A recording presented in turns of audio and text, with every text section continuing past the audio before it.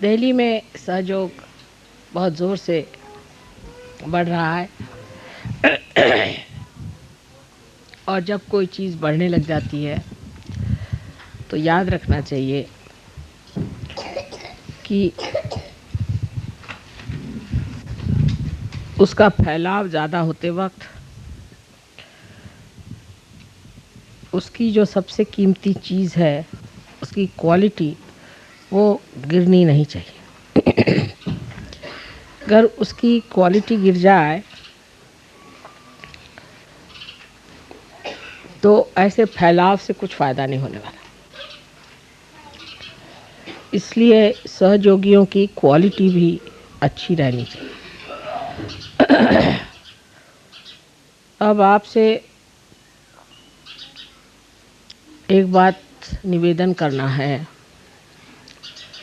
कि आपके माने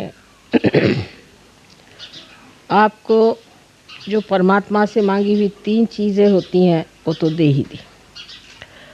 एक तो होता है सालोक्य,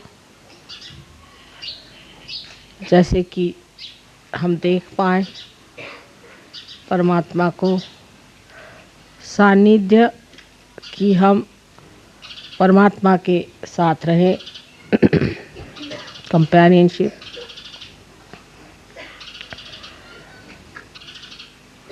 और सामीप्य माने हम परमात्मा के पास रहें। 3 चीज़ तो आपने प्राप्त की और ऐसी बहुत से बातें हो रही हैं जिससे ये भी आप जान सकते हैं कि हम वास्तव में भगवती हैं। अभी एक फ़ोटो आया हुआ है फ्रांस से, इसमें आप देख सकते हैं कि मेरे हृदय के ऊपर इतना बड़ा प्रकाश समुद्र के किनारे खड़े हुए।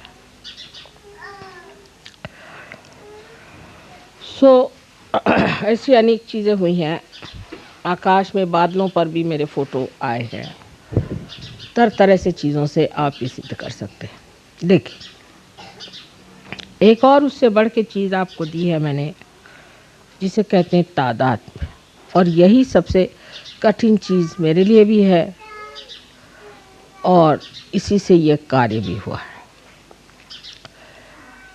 तादात्म्य का मतलब यह है कि आपको मैंने अपने शरीर में ले लिया,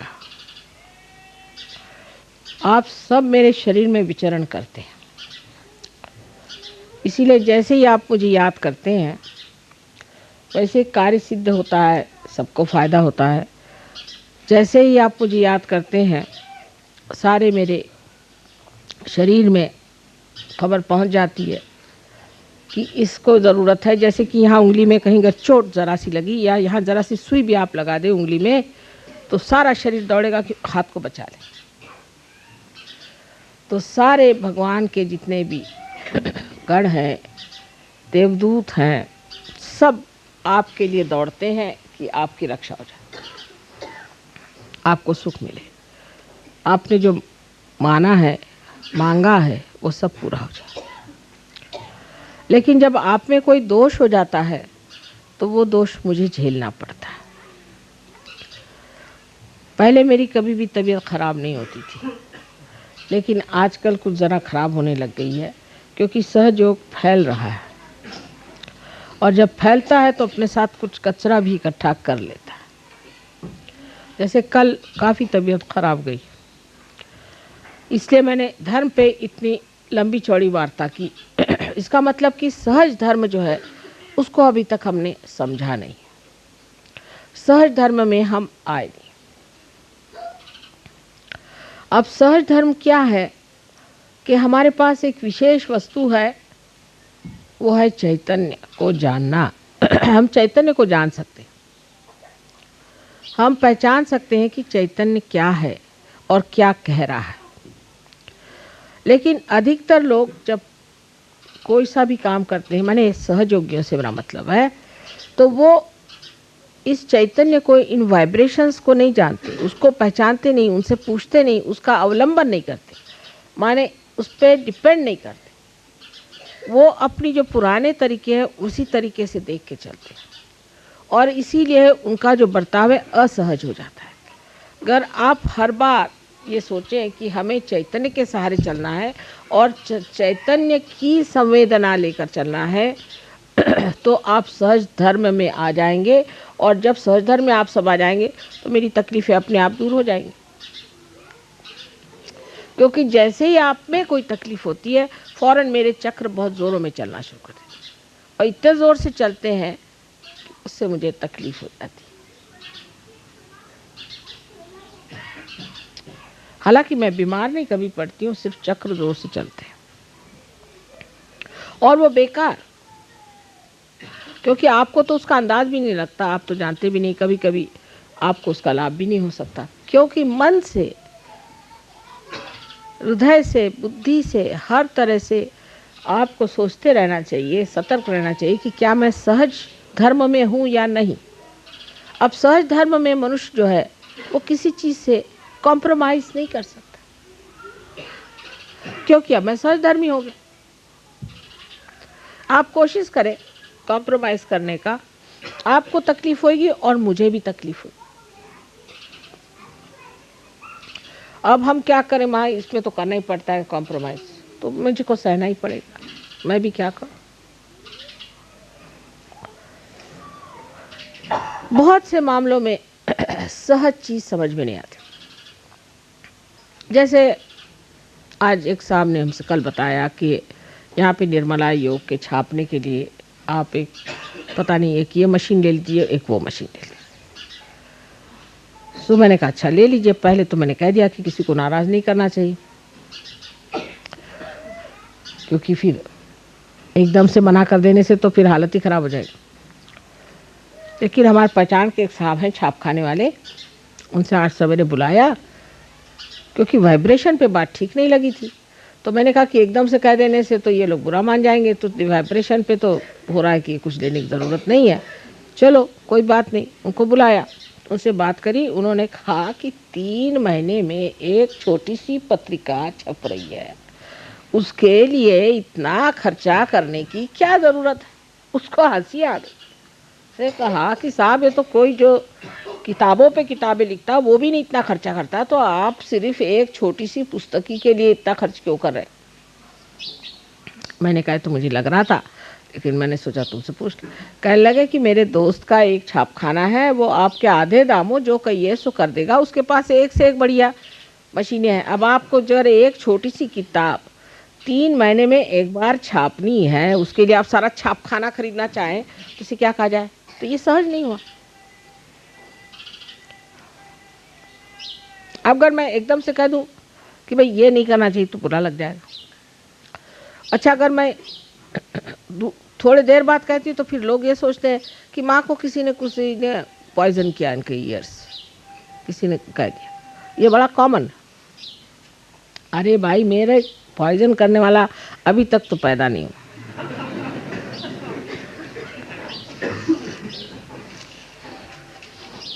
कोई मुझको पट्टी नहीं पढ़ा सकता। मैं भोली हूँ, लेकिन ऐसी भोली नहीं कि मुझे कोई पट्टी पढ़ा दे। क्योंकि आप में मुझ में बड़ा अंतर एक है कि मुझ में सहज धर्म के सिवा और कुछ है ही नहीं। मैं सब सहज धर्म पे चलती हूँ।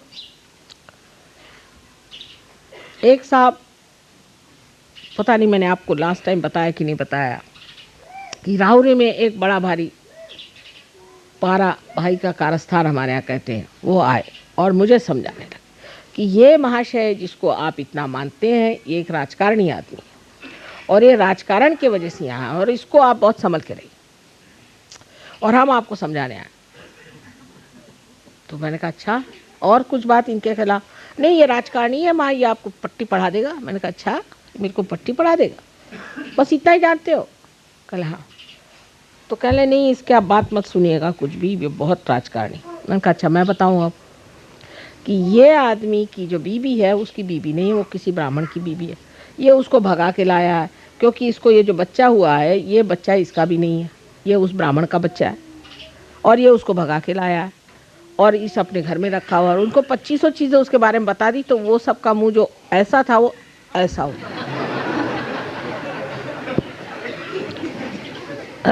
और वो कहने लगे कि माँ आप सब ये बता रहे हैं इनके लिए। मैंने कहा हाँ भाई मैं तो सब ये जानती, अब तुम बोलो, इस तरह हटा लीजिए बहुत ठंडा है। इस पे कोई, यहाँ पे कोई, हाँ शाल डाला। अब यही सब सहज की बात फिर हुई कि अब जब आप वहाँ तकिया रखिएगा तो उस पर कोई भी चढ़ेगा तो सब चीज़ खींच जाएगी। अब गर्मी के दिनों में रेशम अगर कोई नीचे रख दे तो हो गया ठिकाना।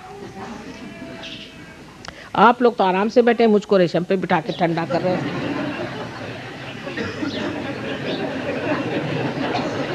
अपने तो आराम से बैठे हो और मेरे लिए यार रेशम बिछा दिया। रंजन अब ठीक है, आप मजाक कर रहे हैं। मैं नहीं, मुझे I have no problem like that, but I am just joking. नहीं आप ठीक। अब ये सहज की बात हुई, सहज की बात। और जब सहज से कोई काम करता है तो वो इतना सुगठित और इतना सुंदर होता है कि मैं फौरन समझ जाती किसने किया ये काम। अपने दिमागी घोड़े दौड़ाने से गड़बड़ होती है, पहली चीज। दूसरे ये कि हम सोचते हैं हम सहयोगी हैं तो अब हम चाहे जो भी कर लें। नहीं, ऐसी बात नहीं। आप जो भी चाहे नहीं कर सकते। अब मेरे घर में इतने अकाउंटेंट लोग सीखे हुए हैं, अकाउंट्स इतने सीखे हैं कि मैं अकाउंट्स जानती ही नहीं, बिल्कुल एक अक्षर भी नहीं। और मेरे घर में इतने वकील हैं कि मैं बिल्कुल नहीं जानती कि ह्यूमन लॉस क्या होते हैं, कभी भी नहीं। लेकिन एक परसों गगन एक लेके आए थे तो मैंने उनको बता दिया कि देखो यहाँ तुमने गलती कर दी। कल माँ ये लिखना भूल गया मेरे बच्ची के बाद। वो खुद हैरान हो गए। सो कैसे जाना? अब फिर आप कहेंगे माँ आपने कैसे जाना, अब आप अकाउंट्स नहीं जानते। वाइब्रेशंस। फौरन मेरी नज़र वहाँ चली गई, वाइब्रेशन गलत आ रहे थे। क्योंकि जो सहज में रहता है उसको सारा इंफॉर्मेशन एक बड़ी भारी ऑर्गेनाइजेशन है उससे आते रहता है। ये गलत है, ये सही, ये ठीक, ये बुरा, ये अच्छा, ये ऐसा। फौरन मुझे सोचना भी नहीं पड़ता। मेरा तो कंप्यूटर ऐसा कि फौरन उसी मोमेंट। अब मैं दिखाऊं चाहे नहीं दिखाऊं वो मेरी चालाकी, लेकिन मैं जानती सब कुछ हूं। और आप लोग भी सहज में आ जाएं तो मेरा भी लाभ और आपका भी लाभ होगा। हर मामले में सहज में रहना चाहिए। और सहज में रहने के लिए हमको ये याद रखना चाहिए कि अब हमारा पुनर्जन्म हो गया है।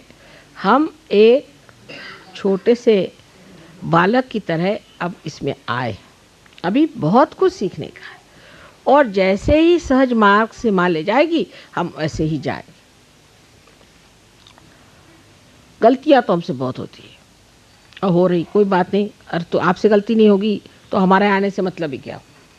लेकिन हमसे गलती होती है, एक बात पहले ये मान लेना चाहिए। तो जहाँ तक हो सके अपने वाइब्रेशंस को इस्तेमाल करें। अब जैसे एक महाशय हैं, उनका अपने बीवी से झगड़ा हो गया, समझ लीजिए। तो मैंने कहा भाई वाइब्रेशंस देखे तुमने? कहा नहीं। तो मैंने कहा ठीक है, अगर आपको कांट हियर आई कुड नहीं, लाउड अगर आपको कोई कहे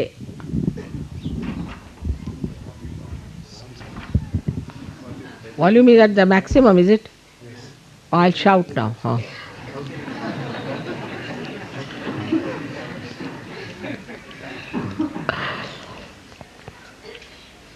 कि साहब आपकी बीवी बहुत खराब है, तो मान गए। कान के कच्चे हैं आप। अरे भाई वाइब्रेशन देखो ना, कान के कच्चे भी हो गए, वाइब्रेशन के पक्के होना चाहिए। अब समझ लीजिए हमने कह दिया कि भाई हम नहीं आ सकते कल, नहीं आपको आना ही होगा। तो जो कहेगा वही टाइम पे नहीं पहुंचेगा, उसी के घर में कोई गड़बड़ हो जाएगी।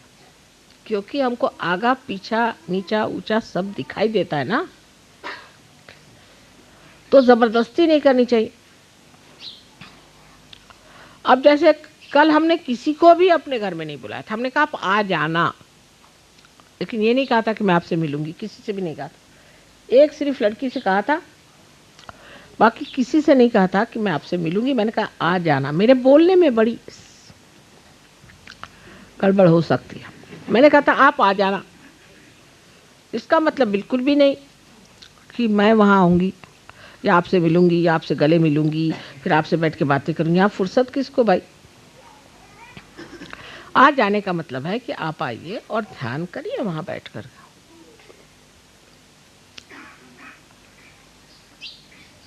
और कोई इससे मतलब नहीं है। तो हम आपके इंतज़ार में बैठे रहे, भाई हम तो वहीं हैं, इंतज़ार क्यों कर रहे थे। आप बैठते ध्यान करते चले जाते। मॉरेन साहब भी घबरा गए दिल्ली वालों से, वो तो भाग रहे वापस महाराष्ट्र। आप इनकी दुम पकड़िए नहीं तो भाग जाएंगे। वो पहले ही मुझे बता गया, मैं साफ साफ बता दूं आपसे। ये कह रहे हैं कि महाराष्ट्र में 10,000 आदमी भी आपके सामने से गुजर जाएगा, कभी ना आपके पाँव छुएगा ना कोई सामने एक फूल रख के गुजर जाए। घर आए मिलने, कहीं भी ऐसा हुआ कि आ जाना, तो हमारा तो वहाँ छोटा सा फ्लैट है, उसमें कोई इतने लोग बैठ नहीं सकते, तो बाहर लॉन में बैठे रहेंगे और लॉन से ही चले जाएंगे। लेकिन कभी नहीं कहेंगे कि तुम मुझे मिलाओ, तुम मुझे मिलाते नहीं हो, मिलाना ही चाहिए, अभी मैं उनके लिए आया था, मुझे क्यों नहीं मिलाया, ऐसा नहीं वैसा नहीं, माता जी हमसे मिलती क्यों नहीं। क्योंकि सहज भाव में जानते हैं कि माँ के समय पे हमारा अधिकार नहीं है, संसार में किसी का भी अधिकार नहीं।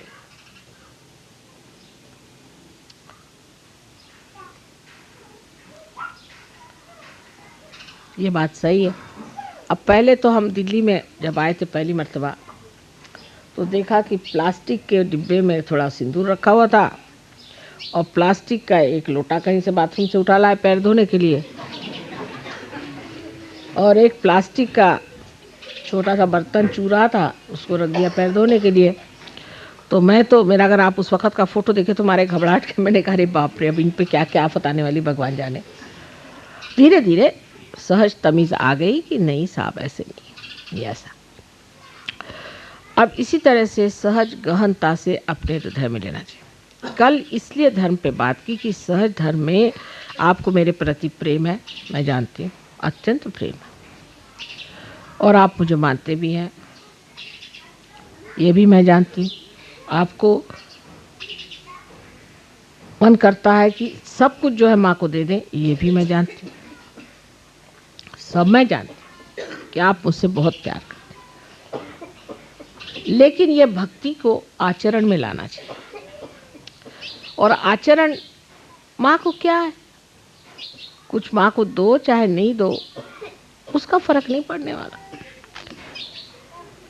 हम कितने सहयोगी होते हैं, हम में कितना सहज धर्म पनपता है, हम कितने सहज वृत्ति से रहते हैं, वो देखना चाहिए। सहज बुद्धि में पहले निरपेक्षता आनी चाहिए।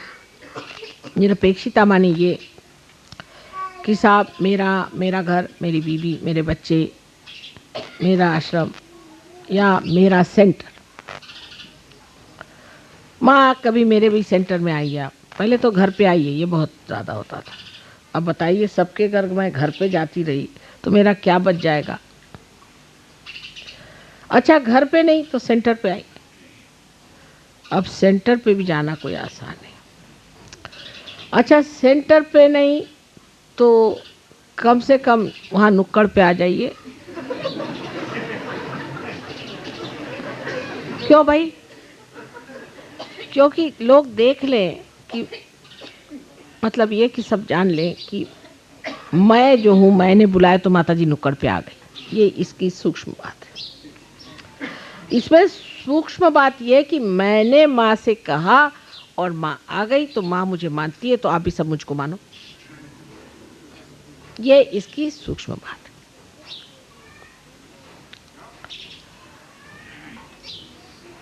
जब ये बात समझ में आ गई कि माँ के लिए मेरा घर ही है, क्या मैं हूँ, सब माँ के ही लिए हूँ, तो फिर माँ आए चाहे नहीं आए। कोई अपने घर में किसी को बुलाता है क्या कि भाई मैं अपने को मेरे घर में बुला रही हूँ? आप ही का घर है तो फिर बुलाते क्यों? और अगर आप ही का मेरा ही सब पैसा तो देते क्यों भाई? नहीं, मैंने मतलब ये कि सर्वसाधारण भाषा में मैं कहूँ कि ये कड़ा मैं अपने को देती हूँ तो आप कहेंगे ये कोई बात हुई? या मैं अपने को मेरे घर में इनवाइट करती हूँ, कहे क्या हस्बैंड से झगड़ा हो गया क्या? इसी प्रकार सहज भाव में मनुष्य को ये नहीं सोचना चाहिए ये मेरा घर है, ये मेरे बच्चे हैं, ये सब माँ के ही हैं। तो जहाँ भी माँ है उनके ही है।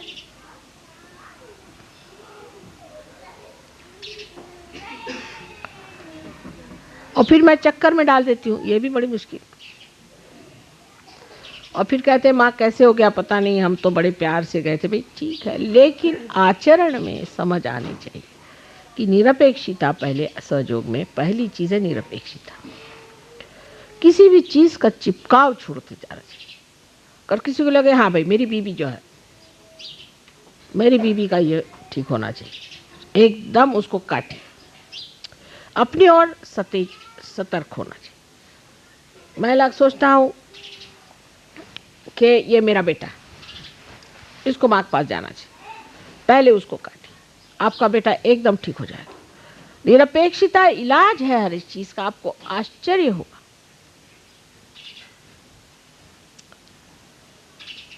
कल ही एक आई थी हमारे पास, कहने लगे कि माँ मुझे पैरालिसिस था, मुझे ये बीमारी थी, मुझे वो बीमारी थी। मुझे तो उनकी शक्ल भी याद नहीं, एक बार सामना हुआ था और एकदम फर्स्ट क्लास हो गई।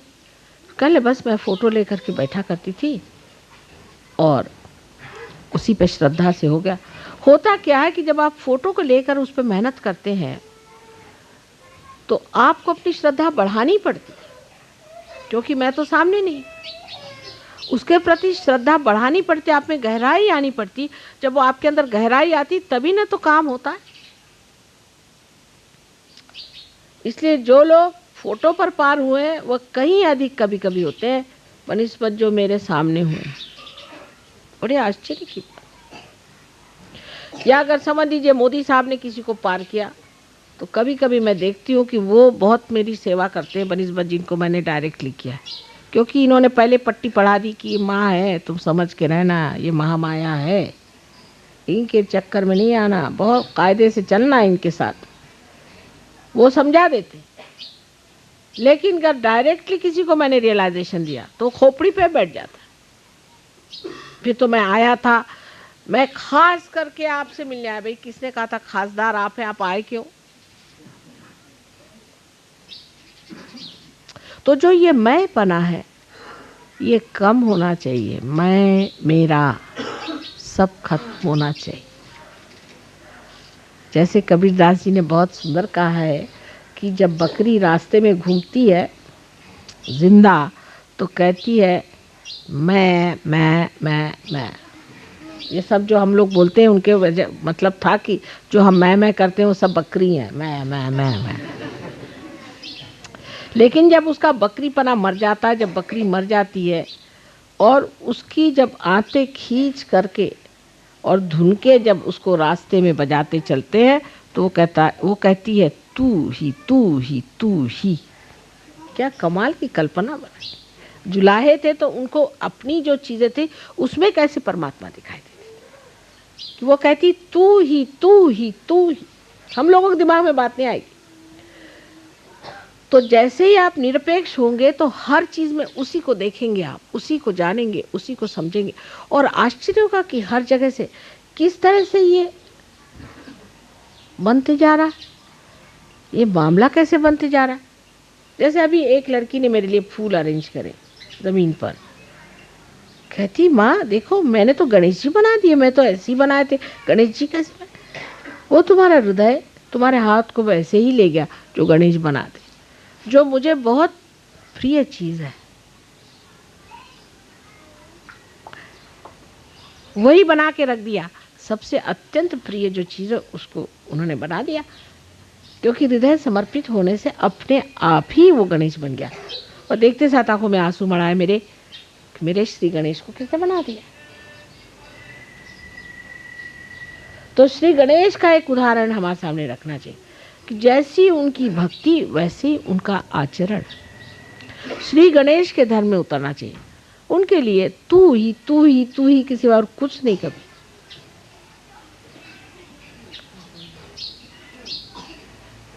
एक पांव पर खड़े रहते हैं,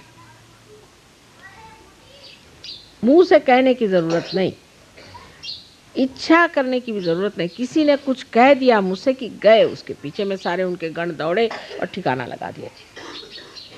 और अगर आप बेकार है तो दूसरे हाथ में परश भी लिए के खड़े, एक ठिकाना कर देंगे, माँ से जाके ऐसी बात क्यों कही। ऐसे गणेश जी को अपने सामने रख के, और आपको भी सहज धर्म में उतरना चाहिए। सहज धर्म में उतरते ही आपको इतनी अंदर से शांति आएगी, क्योंकि जो कुछ आपके अंदर आरक्षा का विचार है, इनसिक्योरिटीज है, वो एकदम खत्म हो जाती। हम तो परमात्मा के गोद में खेल रहे हैं, हमको क्या आरक्षा और क्या है। तो सुरक्षित, बिल्कुल सुरक्षित से भी बढ़ के। सहज आदमी में एक तरह का और ही बर्ताव होता है, और उस बर्ताव को हमें स्वीकार करना चाहिए। जिद छूट जाती है, जिद्दें छूट जाती है, जबान बदल जाती है, स्वभाव बदल जाते हैं। हीरे को तराशना पड़ता है, सहयोगी अपने आप ही हीरे जैसा उसका हीरा आत्मा सामने आता है, उसके पहलू गिरते जाते हैं। और मैं देखते ही देखते मुस्कुराती रहती हूँ, खुश होती हूँ, वाह भाई वाह, क्या हीरा चमक रहा है।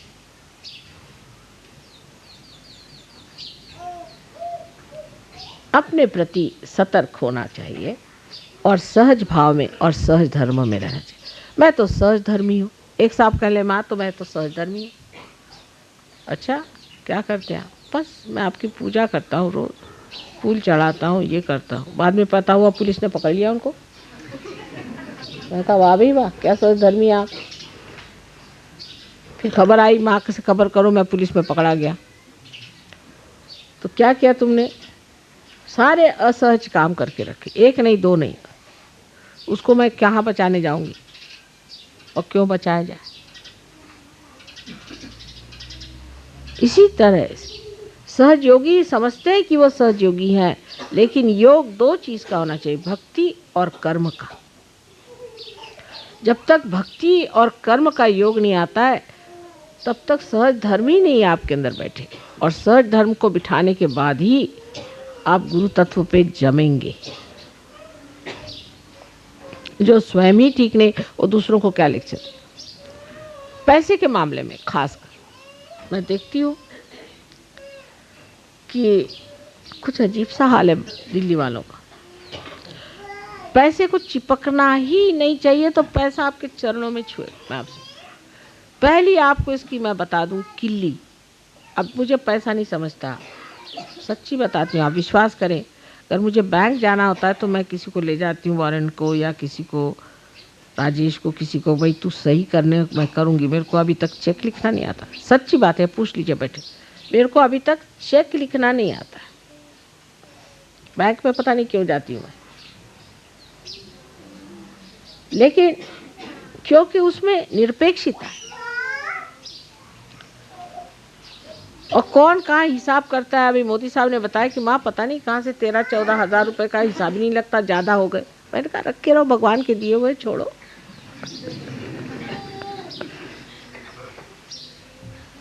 अब जब भगवान ने सबको 14,000 एक्स्ट्रा और दे दिए तो रखे रहो, अभी लग जाएंगे कहीं ना कहीं। क्या है,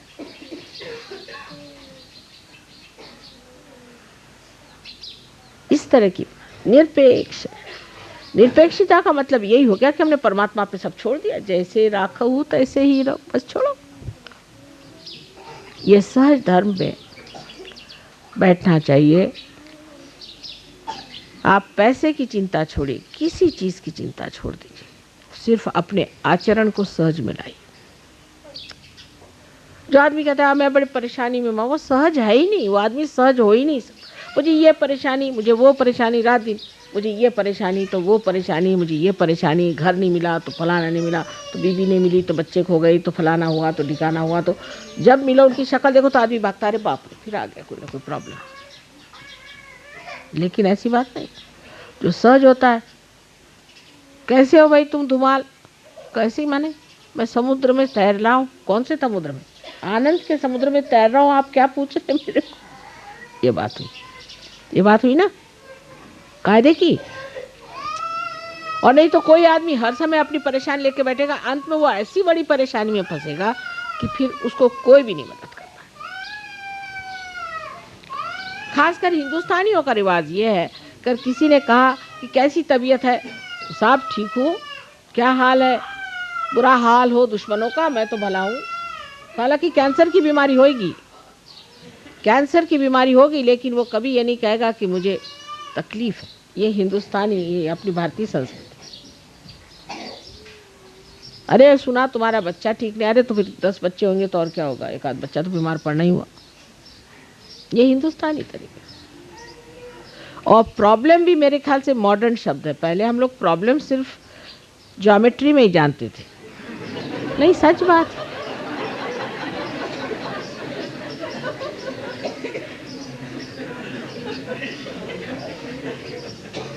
अब तो मुझे ये प्रॉब्लम है, मुझे वो प्रॉब्लम, कॉमन बात है।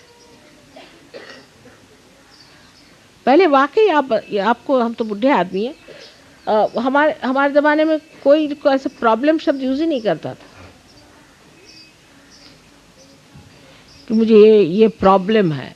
प्रॉब्लम शब्द सिर्फ ज्योमेट्री में ही हम इस्तेमाल करते थे। और जब मराठी में हमने सीखी ज्योमेट्री, जब सब सिद्ध हो जाए तो फिर इति सिद्धम, सिद्ध हो गए, दैट प्रॉब्लम इज सॉल्व्ड। नहीं तो फेल कर देते थे लोग। अब जिसको देखो उसी को प्रॉब्लम। सहज योगी को कभी भी प्रॉब्लम हो ही नहीं सकता, क्योंकि प्रॉब्लम देना वाला ही को प्रॉब्लम सॉल्व करना है। तो आपको कैसे प्रॉब्लम होगा? ये शब्द सहयोग से निकल जाना चाहिए, प्रॉब्लम। इसको बिल्कुल आप छुट्टी दीजिए। ये अंग्रेज दे गए हैं हमारे सर पे मेरे ख्याल से, पर वो भी कभी पहले नहीं कहते थे प्रॉब्लम। मैंने कभी, हमारे ज़माने के अंग्रेज कभी नहीं कहते थे मुझे कोई प्रॉब्लम है। और फिर उस पर सहज ये कभी नहीं कि माँ को आकर के दूसरों के प्रॉब्लम बताना। ये तो और भी गई बीती चीज।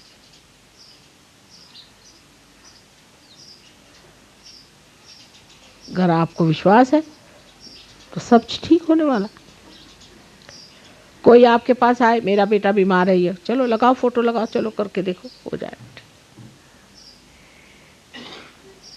लेकिन जैसे ही पार होता है आदमी ये सोचता है, आश्चर्य की बात है कि मेरे कितने रिश्तेदार बीमार हैं, सबका पता लगाओ, सबको तार करो, लिस्ट बनती है रोज, सबको तार करो, उनका पैसा आने जाने का खर्चा दो, सब कुछ करो। जब माँ आ रही है तो कम से कम उनके रिसेप्शन के लिए 15 कोढ़ी, 20 लंगड़े, 24 अंधे, ऐसे सब खड़े होने चाहिए। नहीं तो माँ का कोई सादर ही नहीं हुआ लूले लंगड़ों के सिवाय।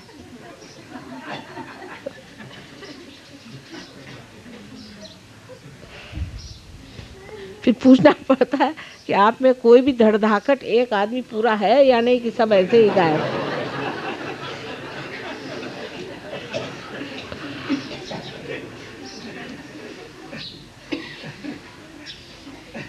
सो सहज में मनुष्य सोचता है कि माँ के लिए देना है तो एक सुंदर सा फूल हो, अच्छा फूल हो।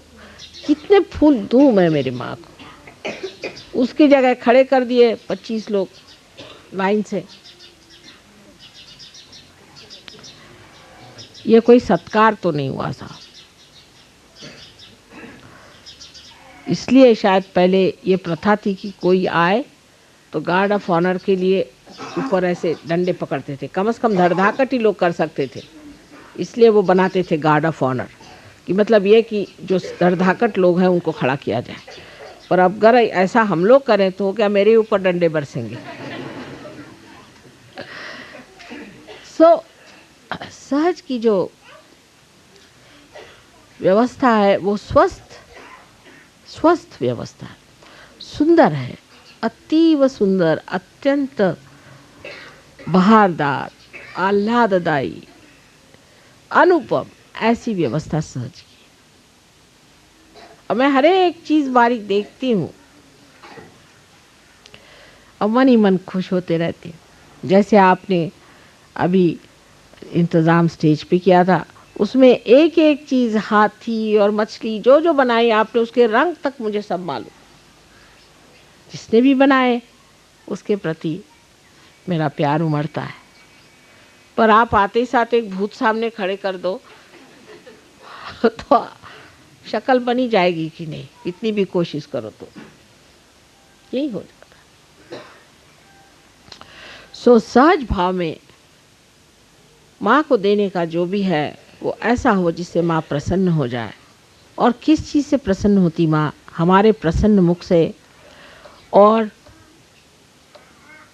जो चीज़ें संसार में प्रसन्न है, माने बच्चे और फूल, मुझे इनसे बड़ा आनंद आता है। बच्चे और फूल ऐसी सुंदर चीज़ परमात्मा ने बनाई है कि जो बहुत प्रसन्न चित्त है। कल ही मुरझा जाएगा फूल, चाहे 2 घंटे बाद ही मुरझा जाएगा, लेकिन जब मेरे सामने आता है तो प्रसन्न है।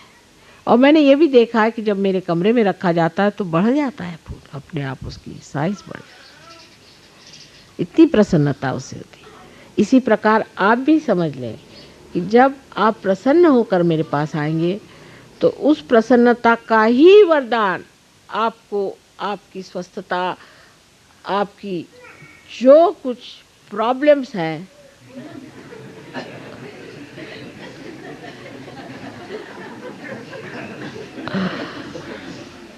उसका सुलझाना उसी से बनेगा जिस प्रसन्नता से आप मेरे सामने आएंगे। रोने से कभी नहीं काम बनने वाला। बर्दाश्त करके कि मैं प्रसन्न हूँ, अगर आप सामने खड़े हों तो वाकई जैसे आप मेरे सामने ऐसे आए हैं वैसे ही हो जाएंगे।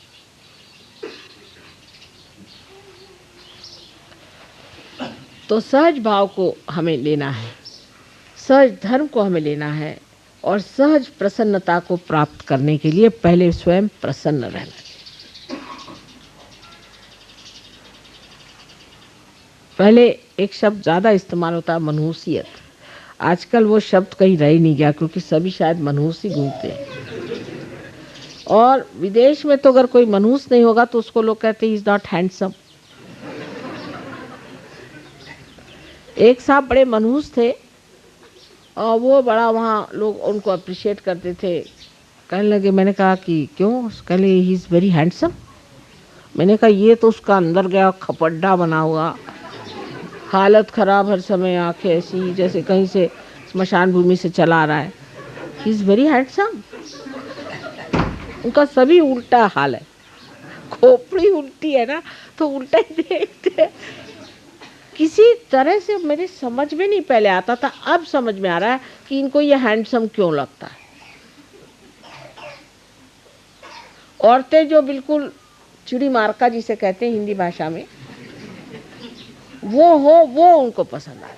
बताइए कि एक फूंक दीजिए तो वहां जाके गिर पड़ेगी।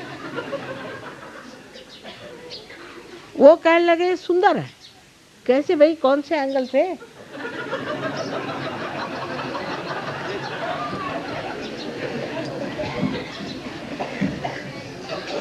एक वहाँ साहब है, पंजाबी है। पंजाबी लोग ऐसे तो नहीं, इतना तो नहीं खराब हाल है, क्यों? उन्होंने एक औरत से शादी की, मैंने पहली बीवी छोड़ी। तो जब पहली बीवी को देखा तो बड़ी हैरानी है कि ये खुसट औरत, जिसको खुसट हमारे यहाँ कहते हैं, इससे शादी कर ली। इतनी देवी जैसी ये स्वरूप इसकी बीवी है, इसको क्यों छोड़ दिया? तो वो मुझसे कहते हैं कि she is much better looking than my wife. तो हमारे दामाद साहब कहते हैं कि इनका जरा चश्मा बदल दीजिए।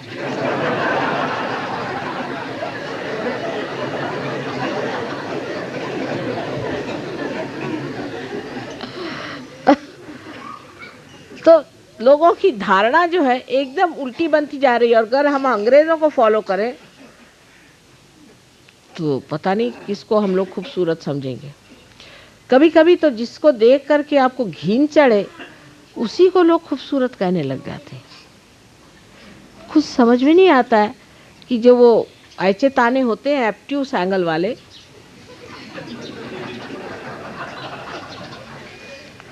वो ऐसा उल्टा सीधा कैसे देख रहा है। सहज में आदमी एकदम ऐसा देखता है कि आर पार, आर पार। अंदर की खूबसूरती को जो पहचान सके वही सहज योगी है, न कि बाह्य के। बाह्य को क्या, आजकल थोड़ा सा पैसा दीजिए, आप चाहे तो अपने सर पे एक डालडे का टिन रख के ऊपर से बाल बांध दीजिए, हो गए आप फैशनेबल मॉडर्न। उसको कहते हैं बूफॉ की क्या कहते हैं, आजकल डालडे का टिन चला गया, जरा आउट ऑफ फैशन है। या कुछ इस तरह के तमाशे करिए तो बड़े खूबसूरत हो गए।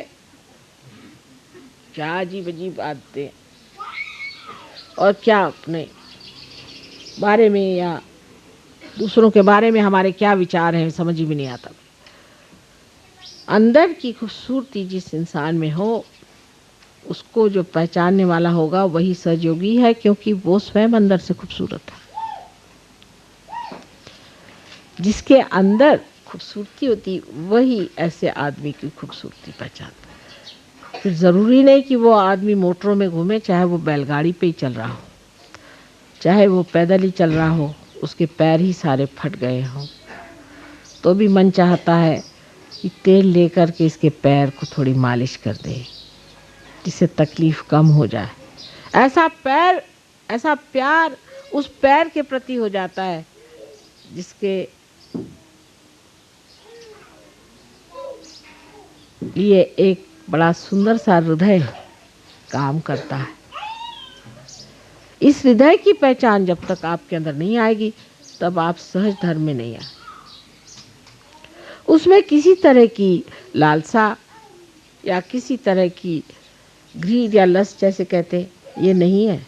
सिर्फ उस आदमी की सुंदरता अपने सुंदरता के एक निखार सा लगता है, और मनुष्य देखते ही बनता है, सोचते ही बनता है, वाह रे वाह क्या इंसान है। ये सहज।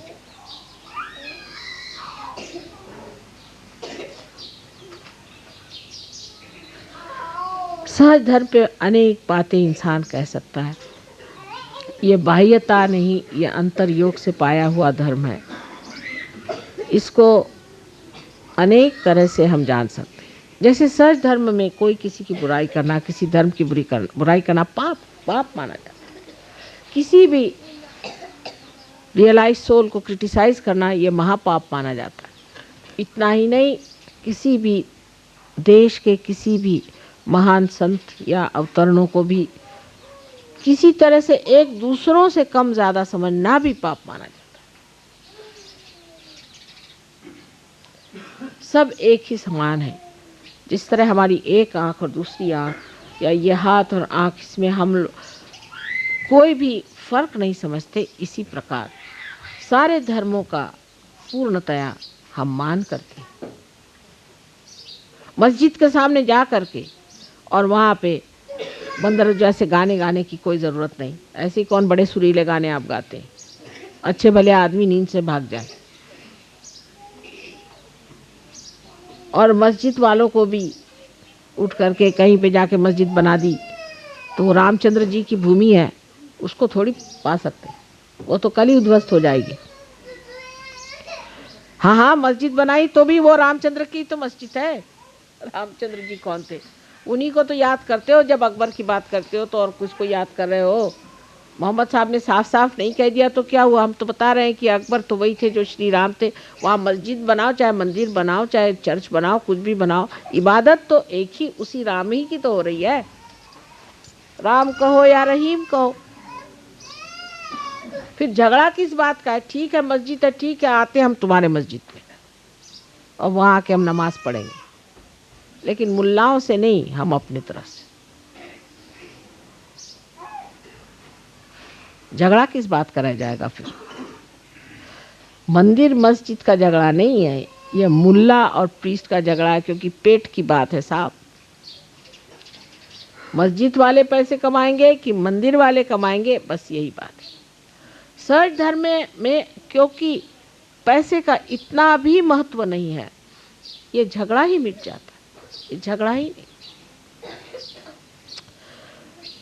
सहज धर्म में सबसे बड़ी बात यह है जिसको हमें जानना चाहिए कि हम आत्मा के धर्मी हैं, हम आत्मज हैं, आत्मा में स्थित हैं, आत्मा का वर्ण किया है, वही एक जानने का, पाने का और महत्व करने का एकमात्र साधन, एकमात्र वस्तु, और बाकी सब कुछ व्यर्थ।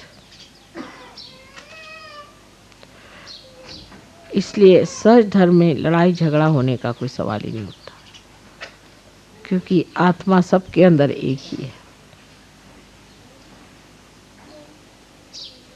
और जब आप सब में मैं प्रेम की बातें देखती हूँ, दोस्ती चारा देखती हूँ, तो बड़ा आनंद आता है। अब आजकल डॉक्टर वॉरेन की और डॉक्टर तलवार साहब की दोस्ती है, बनी रहे, क्योंकि दोनों काफ़ी रोरिंग लोग हैं। धीरे धीरे घट रहा है रोरिंग भी, लेकिन तबीयत खुश हो जाती देख के कि ऐसी दोस्ती हो। How many friends you have, Venugopalan? All are. No, one you tell me. No, I don't believe it. First start with one friend, then with two, then with three. All means it is lost. Let us see, there is one friend of mine. Start it like that. This is just a crowd. All are your friends. Who is your friend, Subramanyam? No. Me, forget about me. I am like a bubble. Mother, I came to you 7th November. Acha, whatever it is. How many friends you have got here? Let us see. I have no enemy, man. Huh? I have no enemy. No, enemy नहीं, friend. Verma साहब आपका कौन दोस्त है? एक दोस्त बताइए। नहीं, अब तो ये बताना ही पड़ेगा।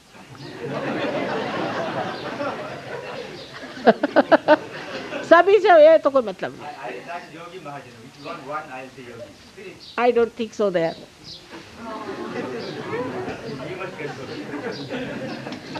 I would say that. I wouldn't say that. अभी वो फ्रेंडशिप नहीं। इतने फॉरेनर्स आए, किससे दोस्ती हो गई? अछूते रह जाते। एक दोस्ती करके दिखाओ, एक दोस्त पहले, let us.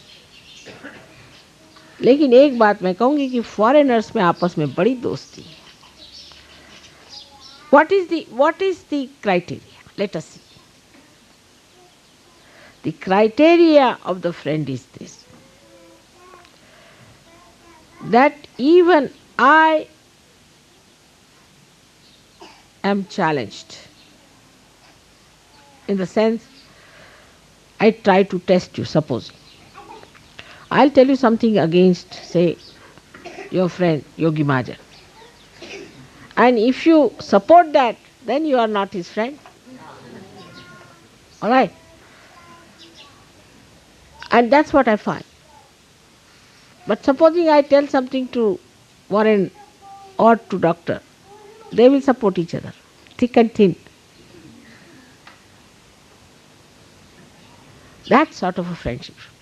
I just test you, and I like people who support the Sahaja Yogis, who come and forward and say, Mother, please forgive him. He did some mistake, I know, but please forgive him. I feel very happy.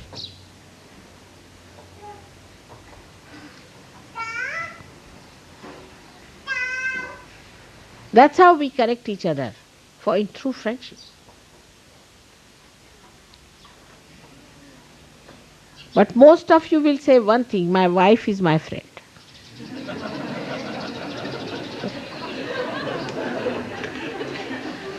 Or my husband is my friend. But there also I would like to say I am not very sure.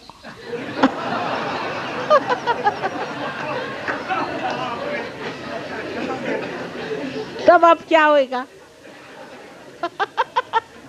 Imagine all of you are cells in my body and nobody is friendly. How am I to carry on the message? How am I to carry on this body of mine? So in Sahaj Dharma, we are collective beings and we stand by each other even if we face our mother. That's friendship.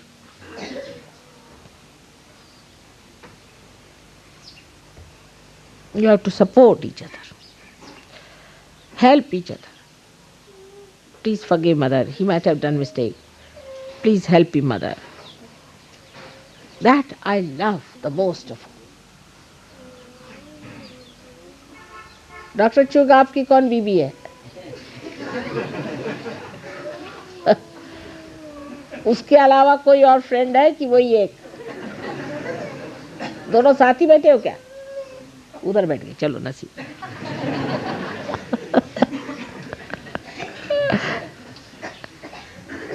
तो अब एक एक दोस्त कम से कम जोड़ लो अपने यहाँ। वो तो होता है राखी बंधन, लेकिन भाई बंधन एक करना चाहिए। एक भाई बंधन कर लीजिए, उसमें क्या हर्ज है? राखी बंधन तो होता है, एक भाई बंधन कर लीजिए। Venugopal, you find out your friend and now we'll have a bhai bandhan. Yogi Mahajan, you too. Rakhi bandhan is all right, that is for the safe married life, but what about bhai bandhan? So today we decide in Sahaj Yoga we all will have a bhai bandhan to begin with. Then how many bhais you will have, that's not the point. First you have one bhai, start with one. I mean, you don't have 11 children altogether, isn't it? So you can have one brother, then another brother. I can't have all the brothers together. So if that has to happen, you must have one friend to begin, then a second friend, then a third friend. All right?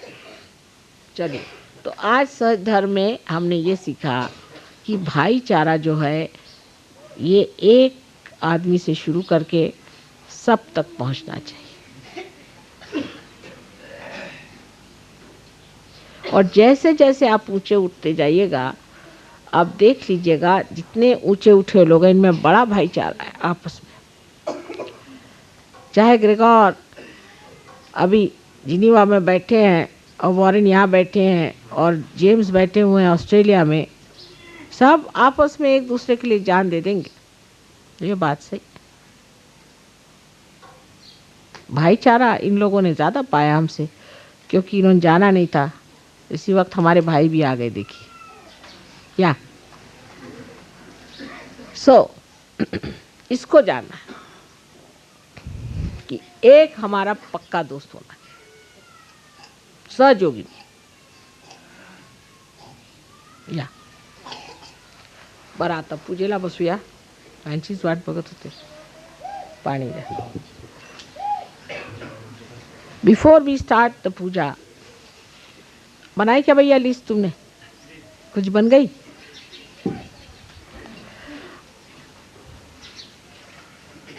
बहन चारा तो नहीं है ना? नहीं तो list बनेगी सब अपनी बहनों की, वो नहीं होनी चाहिए।